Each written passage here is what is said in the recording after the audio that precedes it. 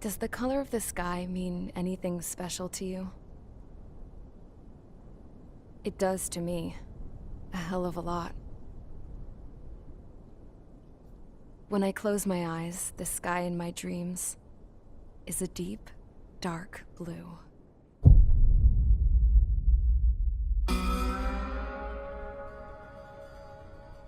Pilots have been in my family for 4 generations. Flying's in my DNA. Even so, my grandpa didn't want me joining the Air Force. He lost faith in the Ocean Air Defense the day my dad died in battle. You know, Abby, I wish you could see what it's like up there. Cruising above the clouds, the dark blue of the stratosphere. Nothing beats being at the controls and seeing it from the cockpit. Look here. Gramps tossed a magazine over to me with an article. Unmanned fighters are no longer a dream, it read. Pilots taking to the skies will soon be a distant memory. I don't see anything good coming from that. Know what? Lying smack dab in the middle of the desert west of here, there's a bunch of planes from the last war. Some of them have been mothballed, but most of them are just rusted piles of junk waiting to be scrapped. Gramps was really good friends with the super there, so he got to take whatever he wanted, no questions asked. That's how we got the parts to build our own plane. Now, when I say we, I mean me, my grandpa, and his old war buddies. I cut my teeth working with those geezers. They taught me their skills and some dirty jokes. But with their aging eyeballs and whatnot, I ended up having to do most of the work myself. I was at the airstrip doing some flight training when I saw it. A prototype drone. It wasn't much of a plane, more of a trash can with wings. Laugh at it all you want, kid. But technology's always changing. If you don't keep up with it, it'll leave your ass behind. It took 6 years and 8 months to get that engine running. And it took us another 1.5 years after that to finally get the balance of the airframe just right. I'd gone from being a little girl to, well, still a girl, just older. But now, I was all alone. Wherever the souls of my Gramps and his pals are flying, I hope it's peaceful.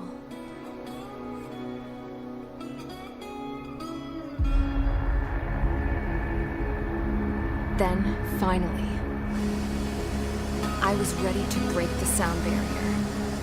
All this plane could do was take off, accelerate, and fly up.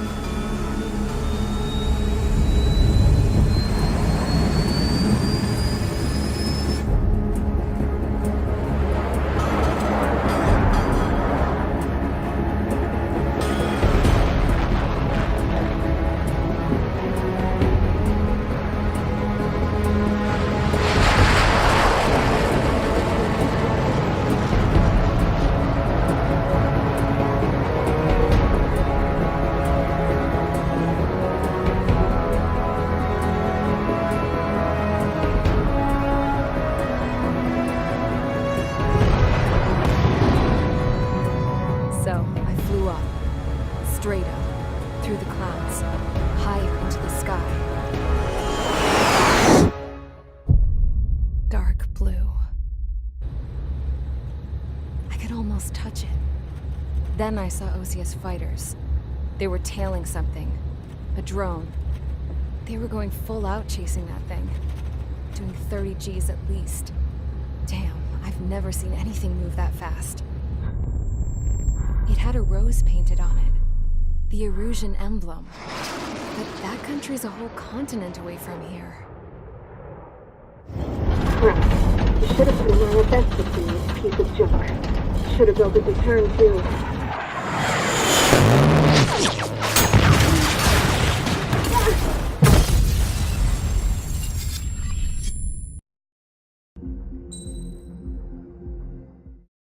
As of 1 p.m. today, the Kingdom of Erusia has declared war on the Osean Federation. As soon as the news broke out, enemy aircraft began bombing Osean territory, causing widespread destruction. The Air Defense Force has released a statement saying this violent attack was carried out by drones. They speculate the drones were secretly transported to Osea in shipping containers and launched remotely. The Secretary of the Navy has stated that the enemy was targeting naval ports across the country. According to the Secretary, all of the nation's aircraft carriers, including one still under construction, sustained severe damage in the attacks. We have yet to hear back from the department as to the fate of Ocean carriers currently at sea. Hold on. I've just received breaking news. The International Space Elevator, which is being built in southern Usea, has been seized by the Erusian Army. Reports say former President Harling was touring the site at the time, but his current whereabouts are unknown. Our sources in government tell us it was Harling's policies regarding the space elevator that caused economic frictions in the area, and which ultimately led to this war. Located near Erusia, on the continent of Usea, the space elevator has been under construction for some time now. The Executive Office of the Ocean Federation has declared a national state of emergency. They have ordered all its armed forces, including Usian peacekeepers, to mobilize and make the necessary preparations to launch an immediate counterattack. Ladies and gentlemen, our country is officially at war. Stay tuned for further updates. Breaking news from ENN. Osea launched an attack on the capital today, striking Farbanti from their aircraft carrier, the Kestrel II. After a brutal battle, the Erusian Air Force successfully repelled them. During the air raid, the Ocean Air Force fired missiles at the city and managed to shoot down a number of Erusian fighters. Some of the disabled planes then crashed into residential areas. The world was screwed. 20 years ago, the Earth got slammed by an asteroid. Usea was on the wrong side of the planet and got hit. Hard. Refugees swarmed the Erusian Republic, the biggest country on the continent, plunging it into chaos. They were desperate and started a war, one they had no hope of winning. That's the war my dad fought and died in. The biggest nations from 2 continents went head-to-head, and the so-called righteous Oceans struck the deal that ended it. They fancied themselves the only nation that could bring peace and stability to the world. They even tried saving the Usians, still suffering from the disaster. That's how a space elevator, stretching way up into the sky, ended up being built in Usea, paid for by the Oceans. President Harling said he did it out of compassion for his fellow humans. But to the folks in Erusia, it looked like Osea was moving in to take over. Erusia went from being a republic back to being a kingdom. When they started this new war, they managed to get the drop on everyone. As of 1 p.m. today, The second the declaration hit the news, Erusian forces took control of the space elevator without spilling a single drop of blood. President Harling was touring the elevator when it happened and disappeared. Then, while that was going on, the Erusian ships that were docked all around Osea released a swarm of drone fighters they had hidden on board in containers. No one thought they were capable of doing what they did that day. With pinpoint accuracy, they managed to take out everything that was military, and not a single civilian was hurt in the process. Osea pissed lots of people off with their huge military presence around the world. Erusia didn't have the same reach, but they could hit their targets faster and cleaner. And when all this was going down, I just so happened to be in my flying drag racer.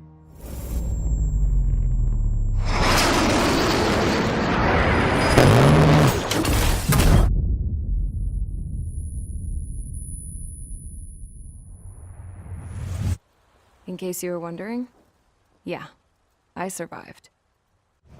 I crashed in a bombed-out Ocean Air Force base, then got arrested for breaking wartime aviation laws or some crap. The world went from being at peace to being at war, all in the blink of an eye. I am Princess Rosa Cassette Delise of the Kingdom of Erusia. Today, Ocean airstrikes have shattered the lives of countless Erusians. Their attacks practically leveled the school I went to. It is heartbreaking.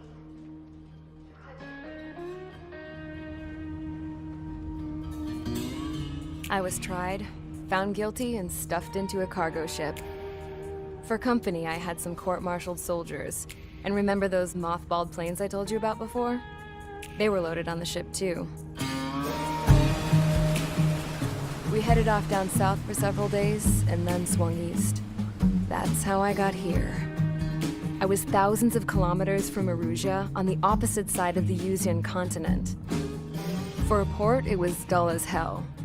It had 3 rusty patrol boats, and the base?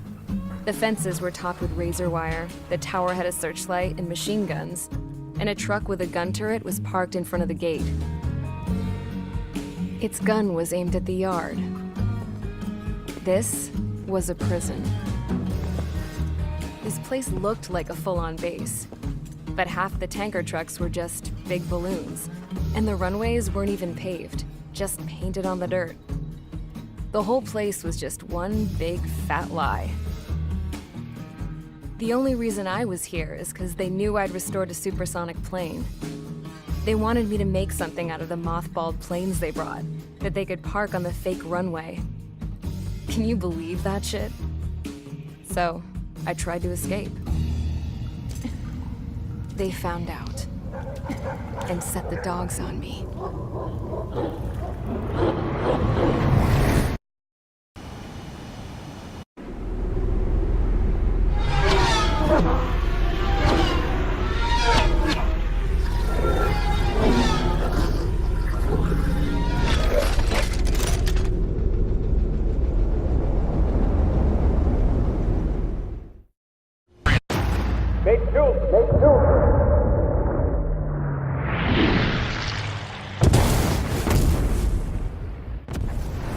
Oh my god, Mother Goose 1 has been shot down. Where'd the missile come from? Mage 2 fired that. It was Ocean. A friendly missile hit him. Verifying the situation. Stop speculating. Friendly fire! I saw it! Mother Goose 1 exploded in air. No one could have survived. Looks like it tried to protect the elevator. The Rusian bastards, they just killed a hero. Mage 1. Was it Trigger? Trigger was the closest. UAVs were crawling all over our objective. I told you to keep a goddamn eye on the hatchling. It must have been a mistake. Arsenal bird is entering. All aircraft withdraw immediately.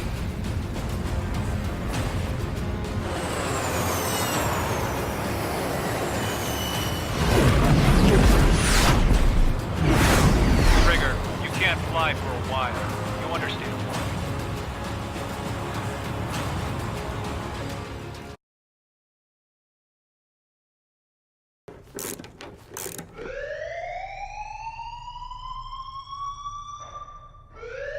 Bad news for us here at the prison. The enemy fell for our decoy base. With all the fake planes and trucks we had out, it must have looked to them like the Ocean Air Force was about to go on the attack. Day after day after day after day, they bombed us. Osea didn't give a damn. We weren't soldiers to them, so go ahead. Bomb us. In their eyes, we were expendable. Worth less than the fake planes in the bunkers. No biggie. While I made fake planes, they had me put together some working ones. Then, some genius at HQ decided we should send it up, so the base looked legit. Thankfully, we had people to crew them. It didn't matter what we were locked up here for anymore. Top brass needed pilots, and criminals were all they had. A crook, a gambler, an anarchist. Just your typical lowlifes. They threw each one of them in a cockpit and sent them up to intercept the enemy's planes. But in the end, it was all just for show. So, up they went, day after day after day. Today they tossed someone new into the mix. Wonder what he did to get sent here. My dad died flying for the Ocean Air Force. When your allies are surrounded, one of the most dangerous missions is giving them cover to retreat. Whoever signed up for that was a real hero. But even more dangerous than that was being the one who had to cover the rear guard's retreat. That was my dad's job, and one time, he called it off. Said it was too late for him. Said anyone else would have done the same. I found that out from a war buddy of his when he came to tell me how my dad died. The next time a retreat happened, my dad volunteered to be in the rear guard. Dumbass. He died all right. No one came to help. The news nearly broke me. Of all the ways to get killed, that's gotta be the most pathetic one ever. Am I right? There's a rumor going around about another inmate, a guy they brought here a little while ago. Get this, talk in the cell block says he was sent here because he killed Harling, the president of Osea during the last war, remember? He's the one that sent my dad on that suicide mission. He's the reason I had to go live with my grandpa, and why me and Gramps started building a supersonic jet. He's the reason I ended up here. Maybe I should give that guy a thank you note for killing him. Nah. God, I hate the smell of this place. It's all fake and lies and bullshit. It reeks. Follow orders, Trigger. Taxi to the runway now. Check your altimeter and wait in front of the runway. Control, would you kindly send me up first? Spare 8, Champ, this is the control tower. You're not cleared for takeoff. Obey orders. Go to hell. All aircraft preparing for takeoff. Watch out for Spare 8. He's forcing a takeoff. I'll take up command. Any objections? That'll get decided in the skies. Touche. Trigger, your call sign is Spare 15. Consider it your prisoner number for the air. Commencing deception and interception.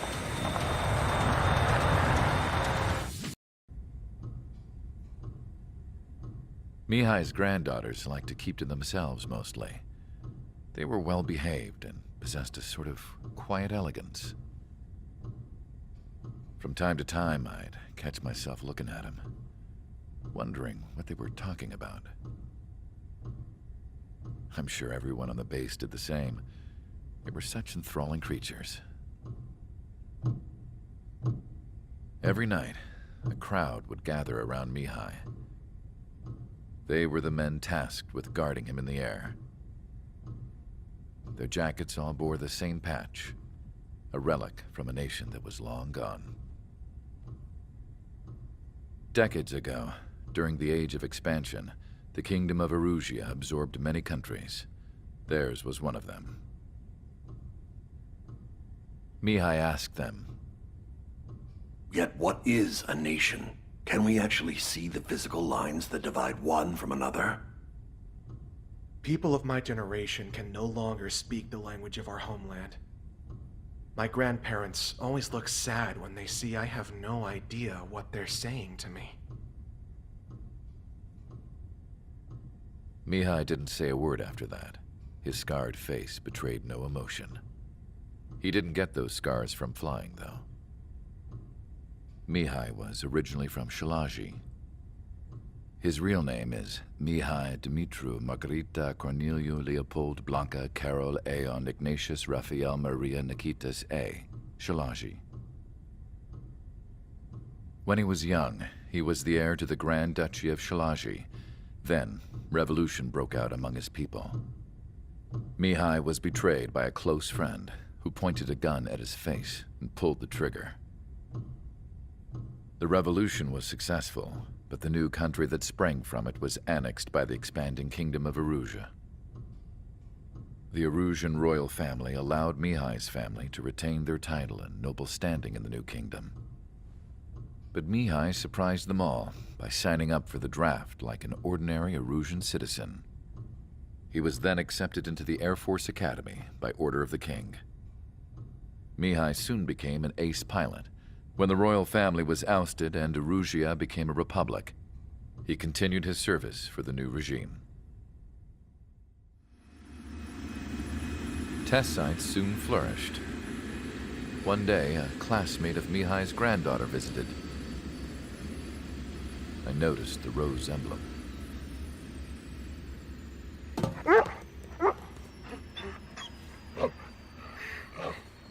She laughed like a princess.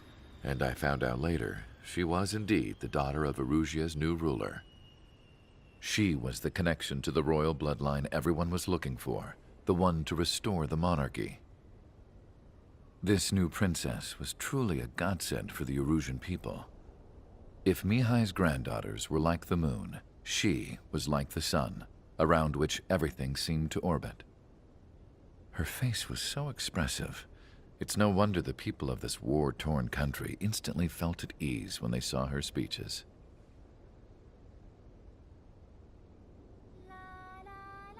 they started singing. The pilots of the support plane smiled, even though they wished their nation were independent from hers. Angelic. I wonder how Mihai felt about all of this. It was my job to research his neurological data, after all. I wish I could figure him out. Whatever his feelings were about losing his homeland, he kept hidden, even from me. He's glued to my tail. Still not firing. I ain't afraid of it. There ain't no dogfighting. Negative. I'm not letting this slide. Woohoo!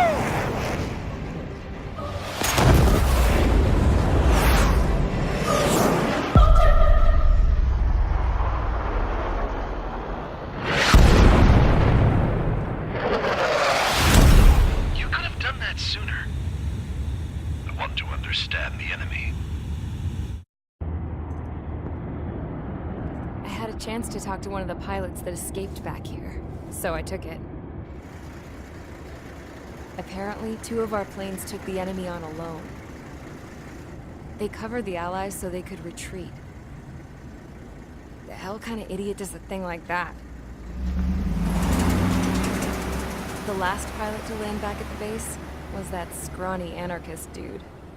He always had this dumb grin on his face, like he didn't give a damn about whatever he did to get thrown in here with the rest of us. Was he the one who went gung-ho? I bought him a drink later. After the usual small talk, I turned the topic around to the mission. For an anarchist, he struck me as a bit weird. Nothing like what I expected.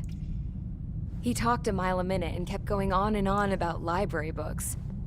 Not encyclopedias, those cheesy adventure novels you read in high school. Nothing against those. I like a good story myself once in a while. But I wasn't here to talk books. I remember that day well. Amidst the swirling clouds, the fighter squadron was trying to help its allies reach safety. He's pretty foolish, isn't he? I thought so too. Suddenly, a highly skilled enemy fighter squadron appeared and began picking them off at the edges. One by one, they fell right out of the sky.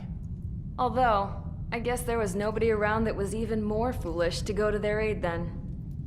So you simply watch things unfold from a distance. Yeah. I mean, who would have ever thought that I'd just go and follow him straight into the enemy squadron like that? After what felt like decades, I finally got to the info I was looking for. He wasn't the guy. He said he was just following his wingman's lead and managed not to die somehow. The hero on this mission was the new guy. The one that killed Harling. How did you feel?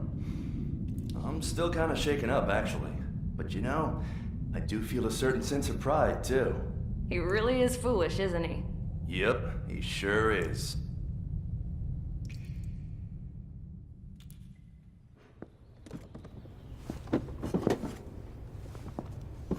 I went to the hangar to have myself a closer look at Trigger's plane. I knew that burnt smell. That's what happens when an engine's been driven to its limit. This pilot was a hot dog. From now on, I was gonna keep my eye on this idiot. From a distance, though.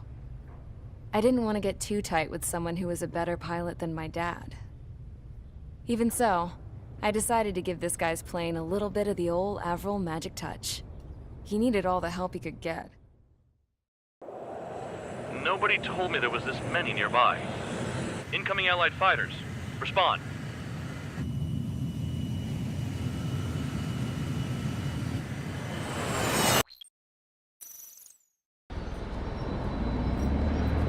Suddenly, we were being treated like a regular unit. We've been ordered to pack everything up and move the base further inland. We even got a transport plane. The funny thing is, no one here remembers I've got a bum leg and, oh, that I'm not a soldier. Take a look at the map. There's an island on the other side of Yuja our Marines landed on. The space elevator's not too far from there. They tell us the airfield's being used as a base to support the elevator. Not sure if I trust that intel. Anyway, the transport plane's gonna drop us there, without any fighters to cover us. Some genius thought we could commandeer the enemy's jets they left in the hangars, and use those to fight. Y'all aren't real soldiers, they said. Any other day we'd be using you lowlifes to go out and dig up landmines. And prisoners don't get guns. You'll just have to make do with whatever we give you and like it.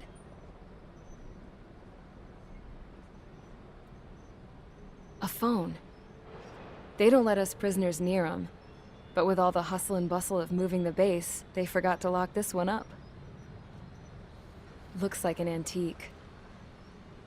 I lost my right for a phone call ever since I was arrested and locked up. It's trippy to think that I can just hook it up, dial a number, and talk to someone from my own country. Planning escapes ain't all I'm good at. I'm plenty good at remembering phone numbers, too. A little while later, I headed over to HQ. You must know. We did get a call direct from command. That pipe, what exactly are you doing with it? My grandfather had a lot of friends in the Air Force from his time as a lieutenant. My point? Well, you're going to set out in your own special aircraft. Then you'll send everybody else off in the wrong direction while you head somewhere else. All right, fine.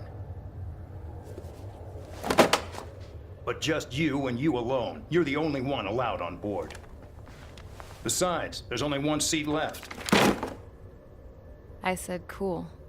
That's exactly what I wanted to hear.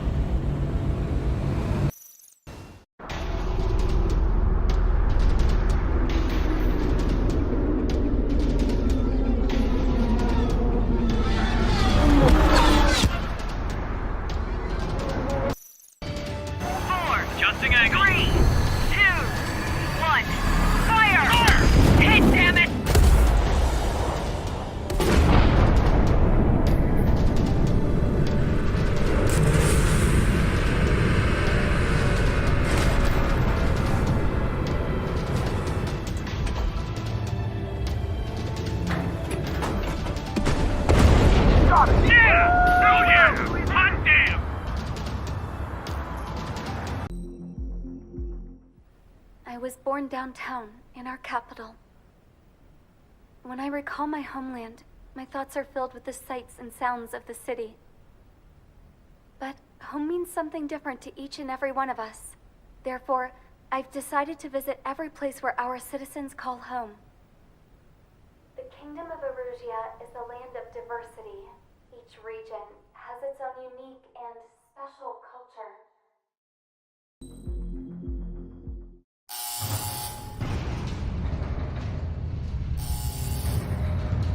Mihai's second sortie was designed to calculate how his physiology changed under the stress of combat.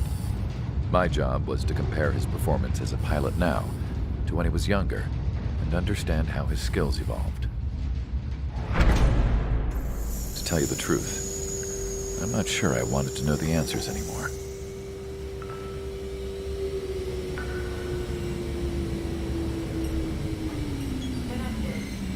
For a man his age, Mihai's body was unbelievably resilient, remarkably flexible.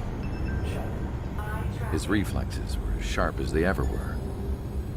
Still, after all those years of flying in the outer layers of the atmosphere, even someone as strong as Mihai wasn't immune to the effects of the strain.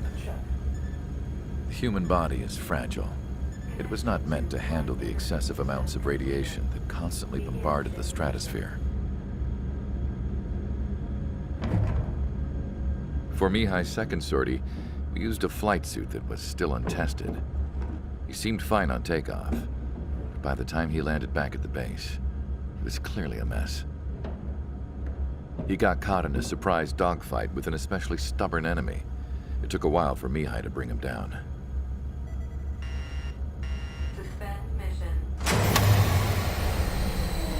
The suit was ineffective. According to the data, it wouldn't let him fly to his full potential.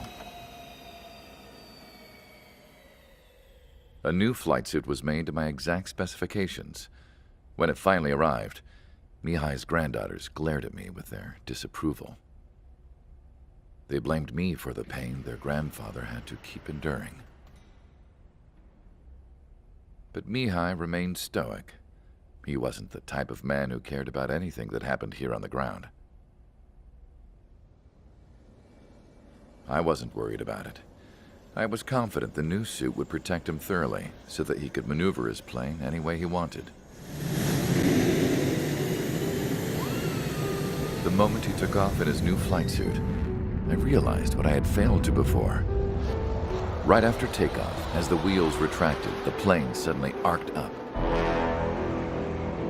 It accelerated so quickly. I had never seen a plane move like that before. Mihai hit the high G's multiple times before disappearing into the blue. The support team couldn't even keep up. And then I knew. I understood why he never seemed to care about restoring his stolen country back to its former glory, and why he didn't seem to care about anything that happened here on the ground.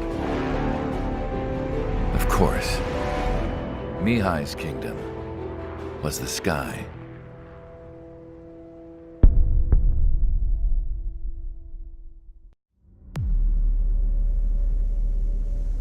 As far as the chaos we find ourselves in these days, it's difficult to say which side pulled the trigger first.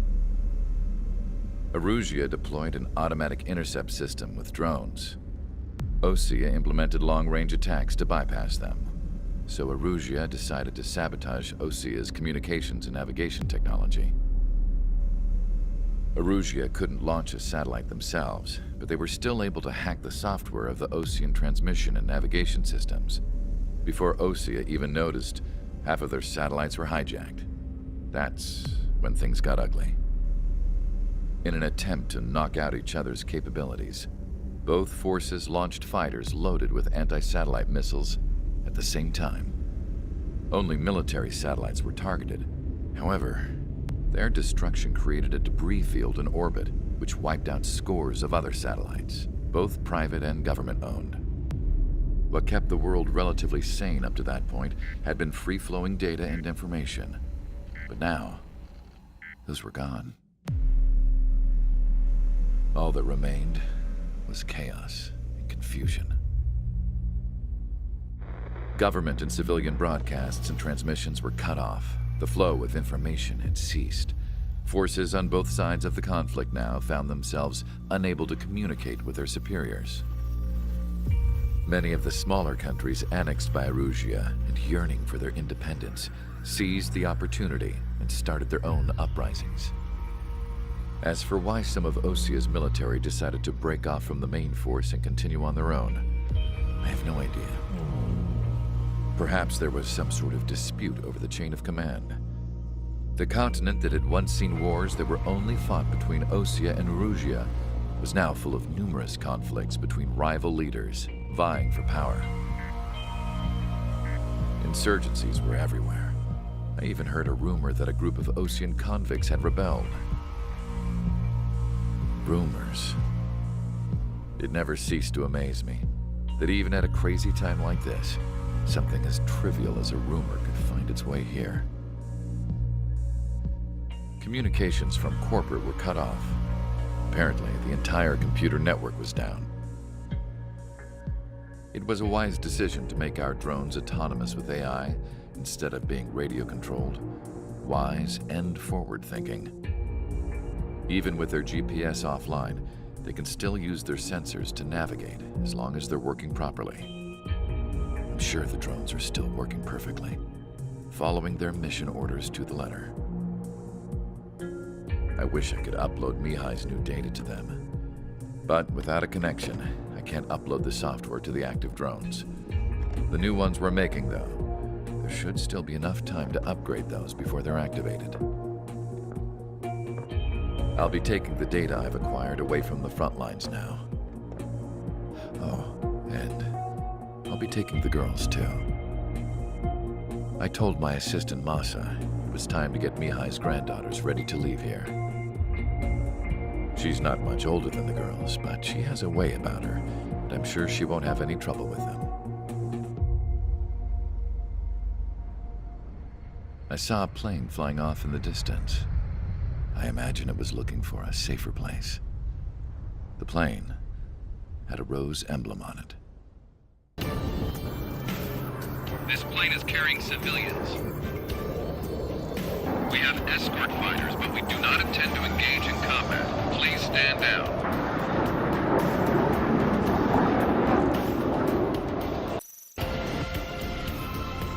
General, the Ocean aircraft is here to pick us up.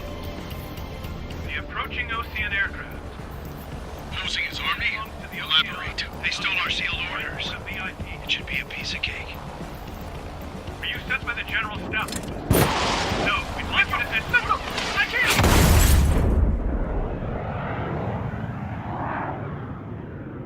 There are 3 scratches. What does that mean? The tail of that plane.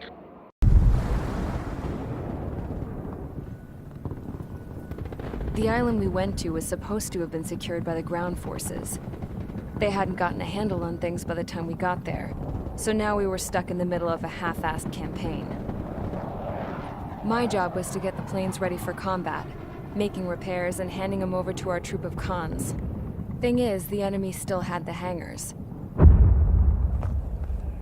The comms were still down, so none of us knew what the hell was going on.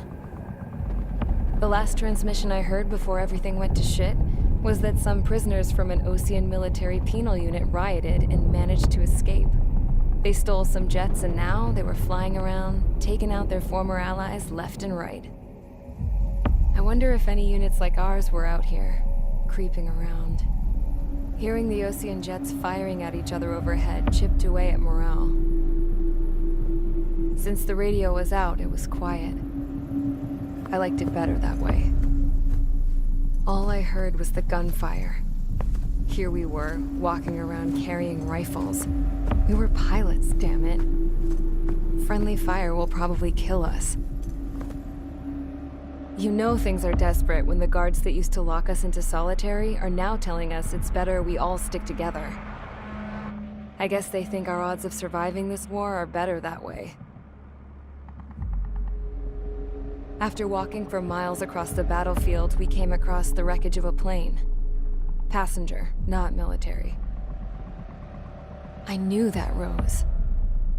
It was an Erusian liaison plane. The guard's dogs smelled something and took off. They led us to a cliff. And the bodies. Today, I lost everything. When Osea attacked our capital, my father, a man who was never really suited to being the king, was killed. I was to be flown out of the war zone to safety, but the plane was shot down by rebels. The entire crew was killed in the crash. Soldiers appeared and one shot at me. My dog went after him and shot him to pieces. He was my best friend. After all those speeches I gave about working together for peace, I thought everyone felt the same as I did.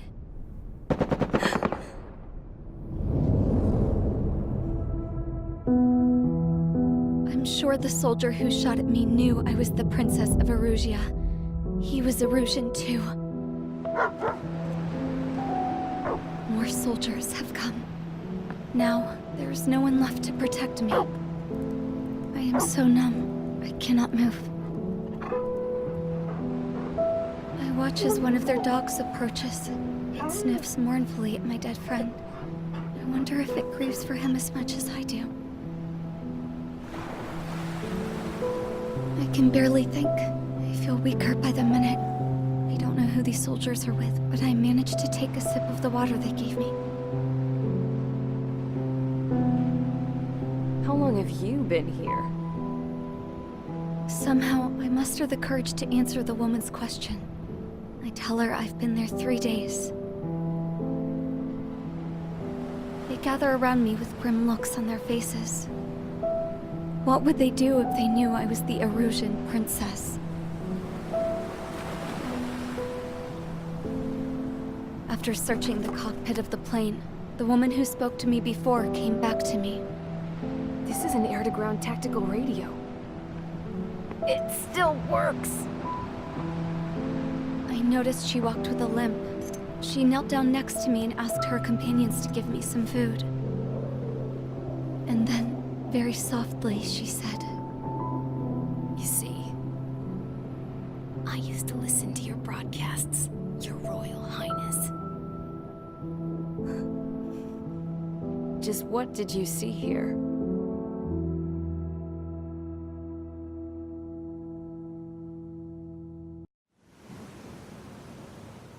We found a boat, then sailed away from the island. We had to.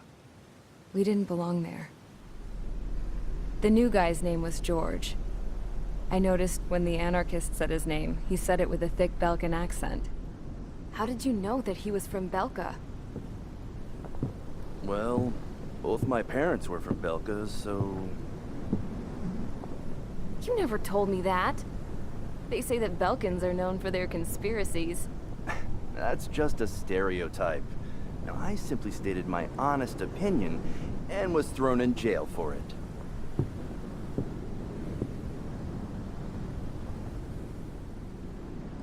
The princess sat there looking miserable. That was a dumbass stunt she pulled back there, but it got us on this boat.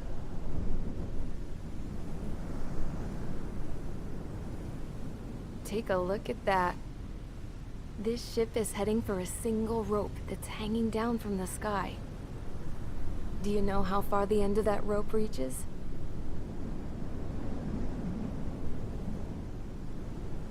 outer space. No. It is a direct connection to the very potential of mankind itself. Or at least it was until war erupted.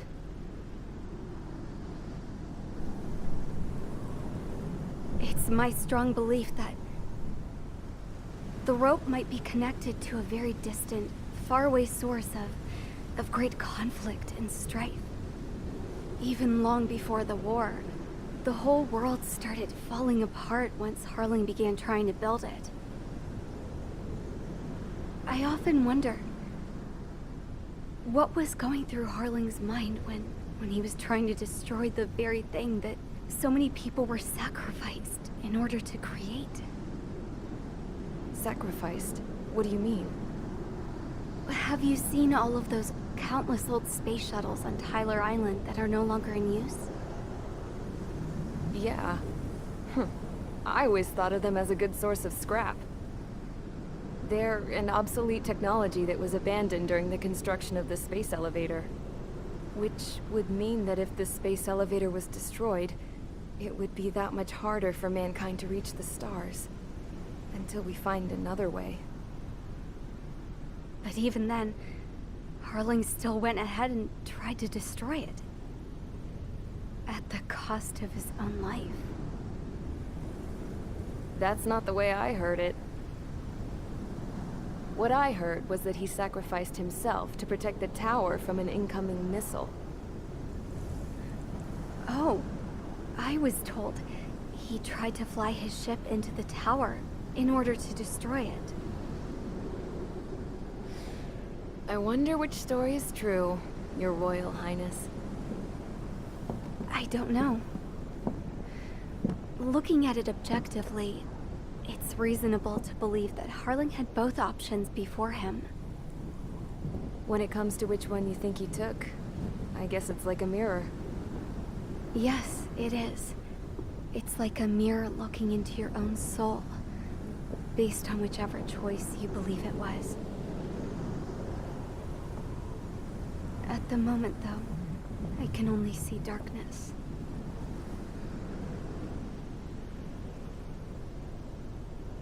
I think that thing should be destroyed.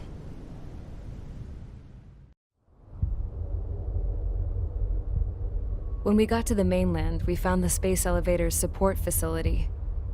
I guess this was the factory where they built the gigantic structure the elevator traveled in. There was this little girl sitting in front of a mural. When the princess saw her, she shuddered like she'd seen a ghost. The girl had a stuffed animal. This was the day after the shit went down at Tyler Island.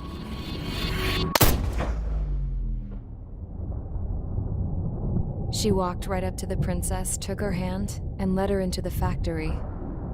One thing's for sure, they knew each other. The factory'd been converted to a production line for Erusian drones. It was fully automated and chugging along, making drone after drone after drone. Once they got inside, the princess stopped and just stood there.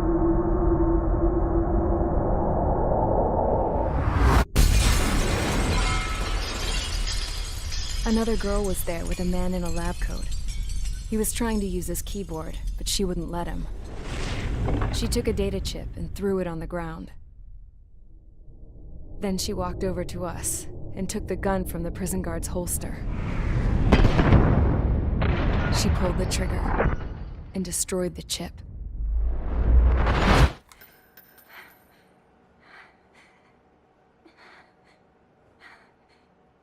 Later, I found out that the girl with the gun and the one with the stuffed animal were sisters. They were also the granddaughters of Mihai A. Shalaji, the legendary pilot. Gramps used to talk about him. He said Mihai was the top ace from 2 wars ago. Know any Belkans? Because this guy was a Belkan, and they love to stir shit up. Pitting nations against other nations is a particular favorite of theirs, along with developing hyper-advanced technology. That's right. I'm Belkan, born and raised. My country is gone now. Rather than surrender to its enemy, Belka detonated 7 nuclear weapons on its own soil. My people scattered around the globe, living in the shadows of other countries. We had a new purpose: to breed wars. The theory was that through war, we could achieve our destiny and our revenge. I had just finished inputting Mihai's data when his granddaughter came in. She destroyed the only copy I had of the information I squeezed out of him. The girl loved Mihai. No one knew more than her just how hard I pushed her grandfather for that data, how much I made him sacrifice in the process. I promised his granddaughters that his efforts were not in vain, that it could end this terrible war. But in the end, it only caused more chaos and despair. We were responsible for all this damage, all this tragedy. Now, we were going to pay for it. The Erusians, once our allies, would see to that. I had lost the drive to continue my work, even before I noticed Mihai's granddaughters eyeing me with suspicion that one day. I should have stopped then, for all our sakes. Mihai's granddaughter tossed the gun aside. She said if she resorted to killing, she'd just end up like the rest of us. And by us, she meant everyone, including the princess. Like me, the princess was afraid to look into the girl's eyes. She knew that by encouraging her people, she kept the war going. Mihai and his granddaughter were victims of it, and now they too were paying the price. Is this for Belka? Or for Erusia? My grandfather had only one wish: to continue soaring through the endless skies. That was the only place where he felt alive. But I don't even have a country to call home, let alone the sky. The Black Forest, the lake, they are no longer mine. Even though those lands were once cherished by my late mother. We have to learn to put that sense of nostalgia behind us and behave like mature adults. My homeland. She's right. It feels so far away now. The woman with the rifle approached me.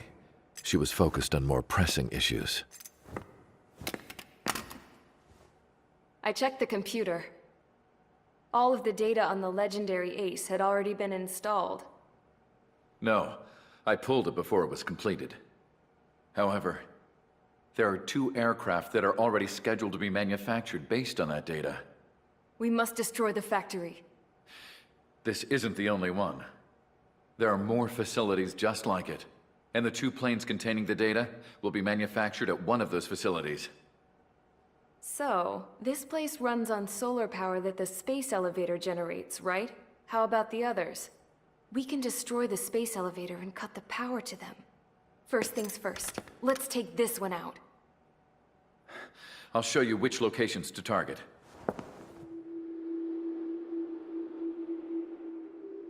I stood there, thinking about that mural by the factory's entrance. Harling commissioned it to be painted. I realized that in the background, behind the dancing figures, the artist had painted several space elevators. I understand now. The space elevator wasn't designed to exploit Erusia after all.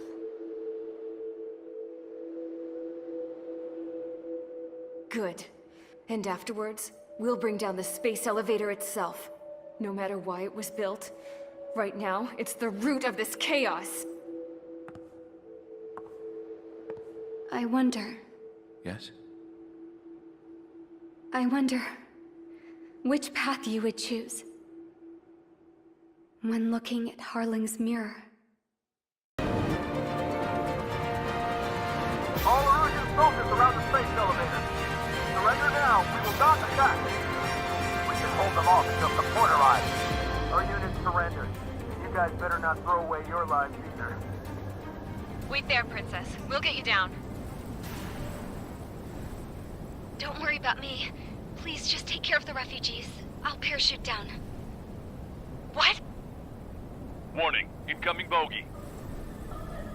Are those the drones we saw at that factory? I'm coming down. I'll see you on the ground. No, wait!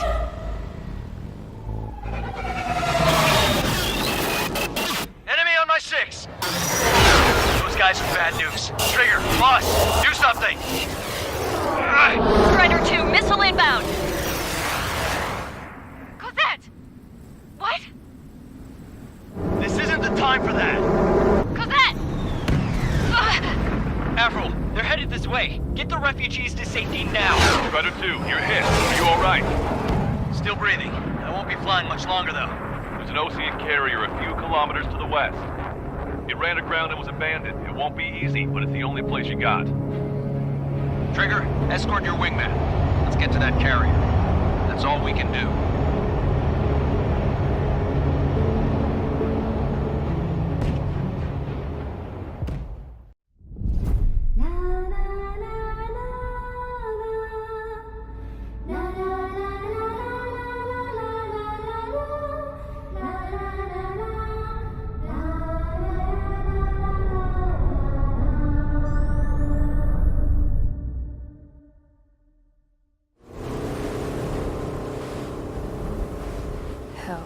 I can't just snap my fingers and make a plane.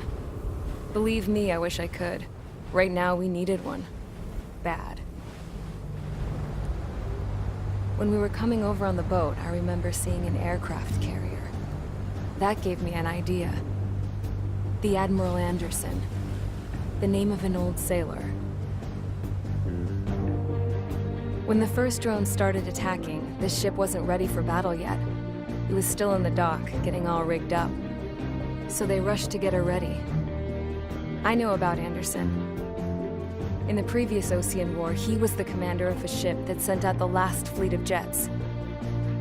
They say the deck was sloping so bad as it sank, the last plane barely made it off. Those fighters ended the war. That story gives me a little bit of hope, especially at a time like this. We're all in the same boat, like it or not. If this war keeps going on like it is, it'll be the end of everything. The military loaded this thing to the rafters with planes. Some were fighters that were going to be delivered to bases in occupied territory.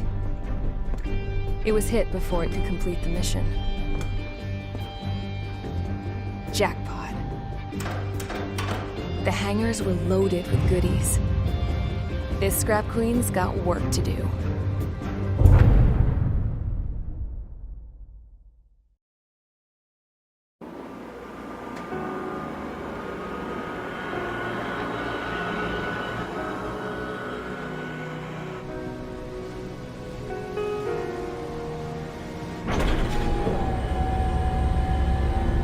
Can I use this? Hey, can you hear me? That craft is in peak condition. I even buffed up the canopy for a nice shine, so you can really see the sky.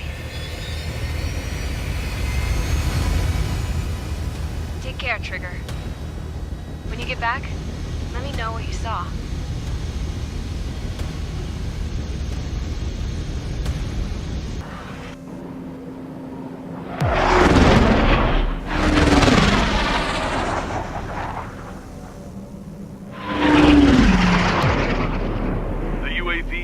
Undersea tunnel.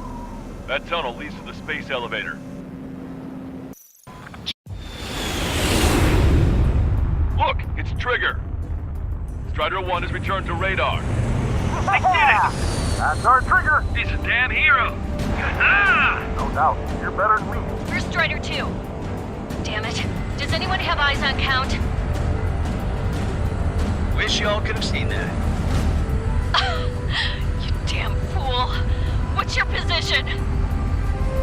Watching Trigger climb. I guess it's my fate to watch from down below. Yeah, well, we're all in the same boat there. Yeah, well, I guess we are. We're sending help. Give us your coordinates. Directly under the space elevator. Elevation is minus 500 meters. Minus? Hey, Trigger. You dumbass. Tell me something. What color's the sky up there? We're on our way back from our 7-year mission to the asteroid belt. I can't tell you how proud I am to be the first to land at Wait, this what was that spaceport. transmission? This is Captain Kay Nagase of the spaceship Pilgrim 1. The ocean of stars in our galaxy is finally within our reach. To the pilot who generously gave this spaceship a place to dock, we are forever grateful. The universe lies ahead of us, waiting to be discovered. And now, at last, we have a gateway to ascend to it, over and over again. It's all coming together for me. Today was the day, the moment of her return. I salute the pilot who gave us all a future.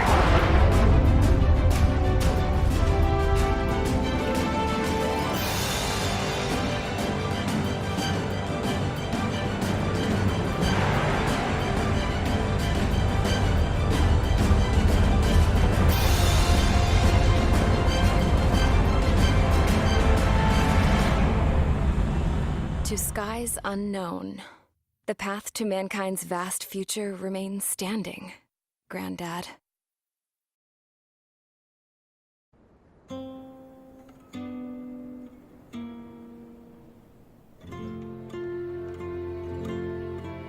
The refugees built a settlement for themselves at the base of the space elevator. A humanitarian mission from Yukduvania airdropped some supplies for them again today. Thanks to the princess, the whole world was pitching in to help these people. Handing out the relief supplies would have been a perfect gig for that anarchist dude. But since he's dead now, the job went to the guy from Belka, George. I guess Tabloid got that new system he wanted in the end.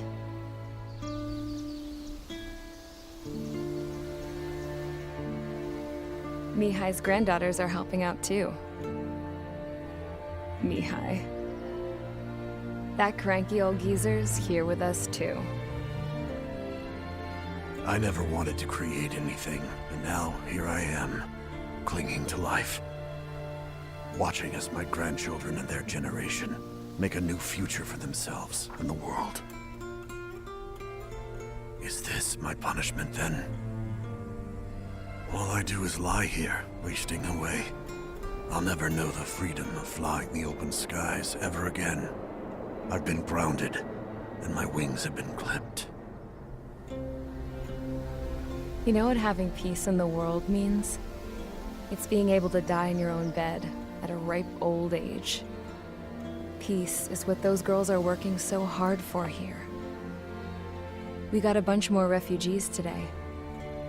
And the princess? She's looking to the stars. Dark blue. To the heavens and beyond.